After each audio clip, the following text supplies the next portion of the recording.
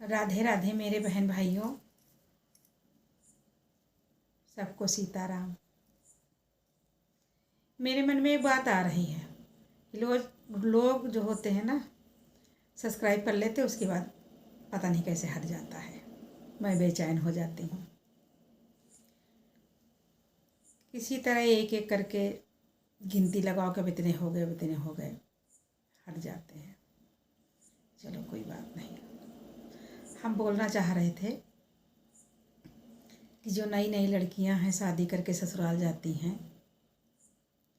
और जिनकी शादी होने वाली होती है, तो लड़कियां क्या होती हैं अपने घर में? चतुर सयानी।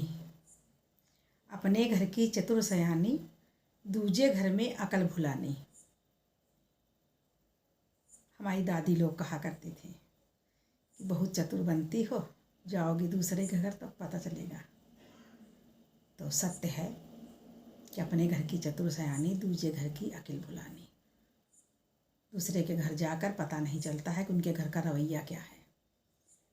तो मेरा कहना ये था कि जब नई नई बेटियां शादी करके जाया करें, तो जो अपनी चतुराई है ना, उसको अपने अंदर ही रहने दें। बड़ी अच्छी टिप्स है जो अपने जीवन में उतारेंगी, बहुत काम आएंगी। कि अपनी चतुराई अपने अंदर छुपा के रखें और वो कितने चतुर हैं उनकी बात देखें, उनकी बातों को ध्यान दें। उनके घर में कैसे काम होता है, कैसा रूटीन है उनके घर का, उनको जांचें। 1 साल लग जाए, 2 साल लग जाए, 3 साल लग जाए, उसके बाद बीच बीच में अपनी चतुराई भी दिखाती रहें कि हम चतुर सयानी हैं। पास हो जाए तो ठीक है, दूसरी बाजी चलें, और जब ना पास हो जाए तो उसी जगह पर रुक जाएं और फिर उन्हें जांचें। तो सिलसिला तो 4-5 साल चलता है।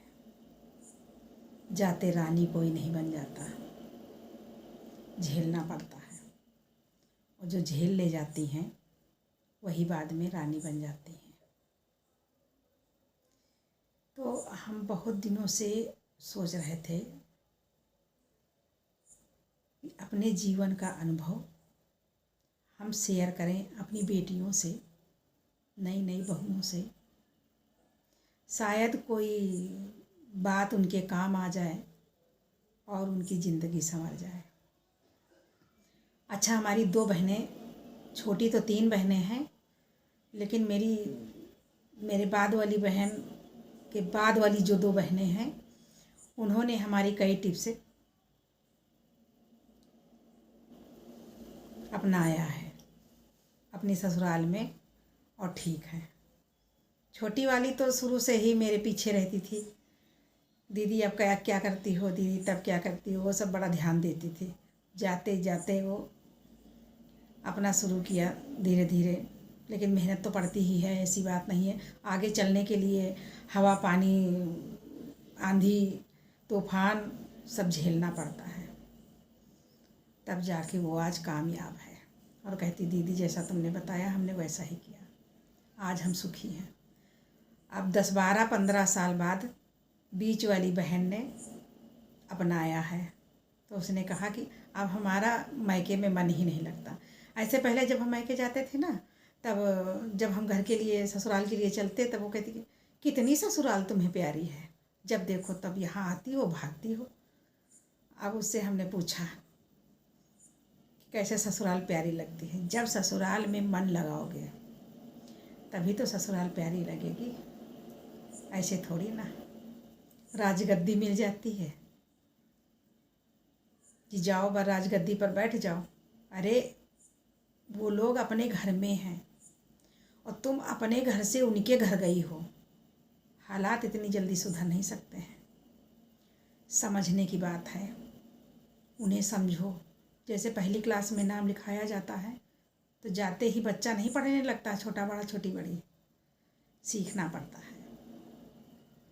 तो 5वीं क्लास तक उसे हिंदी आ ही जाती है, गणित आ ही जाती है, इंग्लिश कुछ न कुछ आ ही जाती है। तब 5वीं क्लास में वो प्रश्न उत्तर लिखने लायक बन जाता है। जो ध्यान देता है वो, और जो ध्यान नहीं देता वो वहीं के वहीं रह जाता है। मेरे कहने का मतलब समझ रही होंगी हमारी बहुएं और हमारी नई नई बेटियां जो शादी करके जाने वाली हैं या चली गई हैं। तो 4-5 साल जब हिंदी को सीखने में लगता है तो ससुराल में सीखने के लिए नहीं समय देना चाहिए। वही धोखा लड़कियां खा जाती हैं, वही धोखा बहुएं खा जाती हैं और घर की नौकरानी बन के रह जाती हैं, जो सामने वाले को समझती नहीं है और अपने दांव पेच चलाने लगती है। Thank you. आगे फिर बताएंगे।